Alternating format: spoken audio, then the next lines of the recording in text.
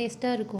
மரவள்ளிக்கிழங்க வந்து நடுஸில் வந்து ஒரு நரம்பு இருக்கும், அதை ரிமூவ் பண்ணிவிட்டு நெக்ஸ்ட்டு வந்து அதை குட்டி குட்டியாக கட் பண்ணி ஒரு 7-8 விசில் விட்டு எடுத்து வச்சுக்கோங்க. அப்புறம் ப்ரெட்டையும் நல்லா க்ரம்ஸ் பண்ணி வச்சுக்கோங்க. அப்புறம் வேக வச்ச மரவள்ளிக்கிழங்கு நல்லா மசிச்சு விட்டுட்டு பட்டாணி, அப்புறம் சின்ன வெங்காயம், பச்சை மிளகாலாம் சேர்த்துக்கோங்க.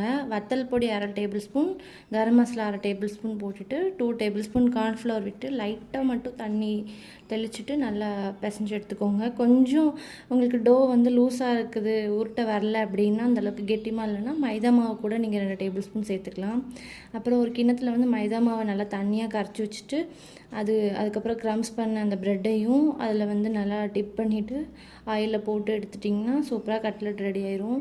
ஒரு பக்கம் போட்டு நல்லா பொன்னிறம் வந்ததுக்கப்புறம் நீங்கள் வந்து திருப்பி போட்டுடலாம். நீங்கள் டக்கு டக்குன்னு இந்த மாதிரி டோ வந்து ஒரு பிளேட்டில் ரெடி பண்ணி வச்சுட்டு டக்கு டக்குன்னு பொரிச்சு எடுத்துருங்க. அப்படின்னா கொஞ்சம் உங்களுக்கு ஈஸியாக இருக்கும், இல்லைனா பிசு பிசுன்னு கையில் ஒட்டுற மாதிரி இருக்கும்.